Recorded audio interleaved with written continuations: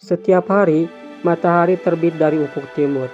Cahayanya memberikan kita kehidupan. Tapi bagaimana jika suatu saat dia tiba-tiba memuntahkan radiasi dan plasma? Apakah semburan matahari dan lontaran massa corona bisa menyebabkan konsekuensi yang serius?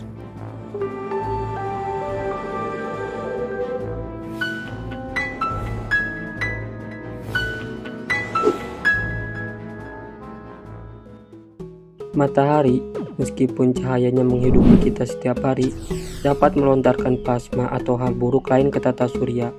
Ini bisa bermacam-macam, seperti semburan matahari atau lontaran massa corona.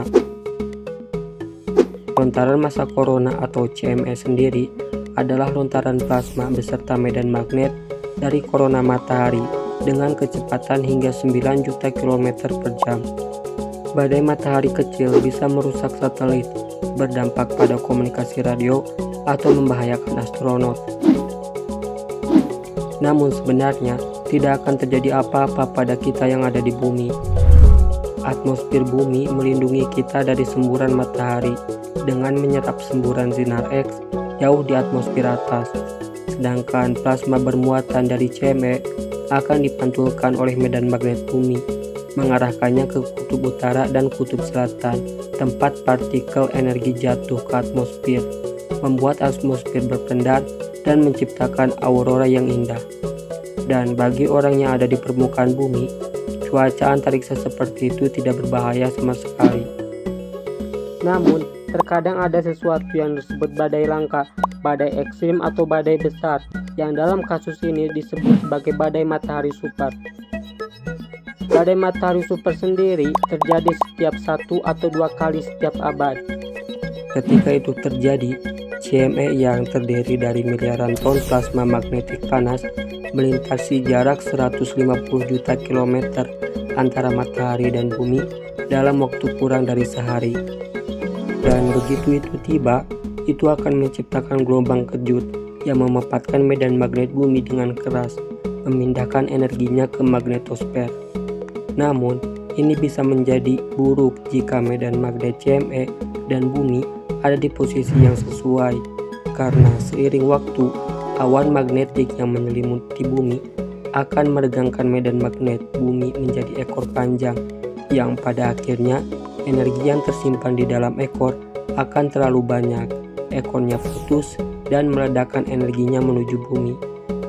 Dan itulah ketika badai geomagnetik telah dimulai. Pada 1859 terjadi peristiwa Carrington, yaitu badai geomagnetik terbesar yang pernah diamati di bumi. Dampak yang terjadi adalah aurora yang begitu terang, sampai-sampai orang terbangun karena mengira matahari terbit. Dan untungnya, kita hanya punya satu teknologi modern saat itu, yaitu sistem telegram.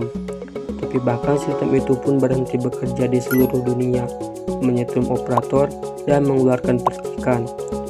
Kemudian pada tahun 1989, badai matahari yang lebih lemah bahkan sampai membuat jaringan listrik satu kota gagal berfungsi.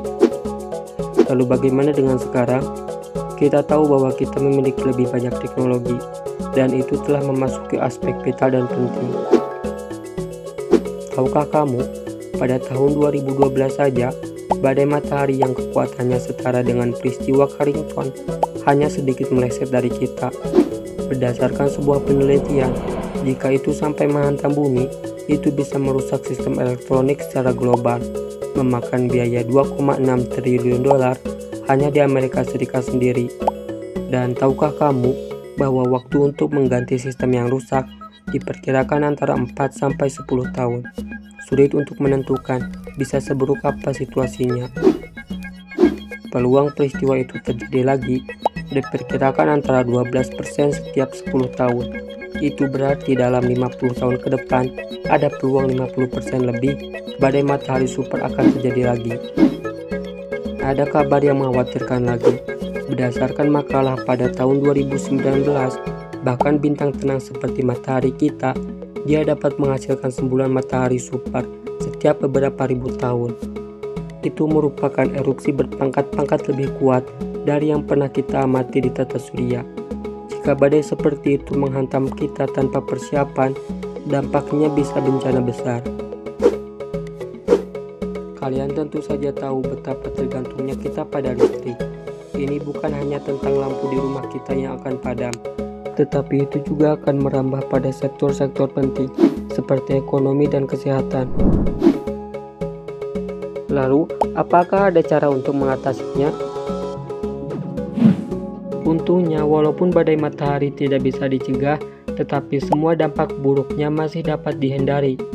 Ilmuwan yang mengamati matahari punya waktu beberapa jam sampai beberapa hari untuk bersiap ketika badai matahari datang. Mereka dapat mematikan dulu listrik, kemudian menyalakannya kembali, seperti mencabut kabel dari colokan listrik. Kemudian para pengelola dapat membuka jalur tambahan yang lebih aman untuk meminimalisir resiko badai matahari. Namun, itu perlu persiapan. Walaupun bisa dicegah, tetapi resiko dari badai matahari masih tetap nyata. Jadi, meskipun matahari menyinari kita dengan cahaya yang hangat, tetapi kita harus bersiap jika seandainya dia memberikan kita bencana seperti badai matahari. Video ini didukung oleh kamu, benar, karena setiap like, komen, dan subscribe kamu adalah dukungan untuk kami membuat video ini.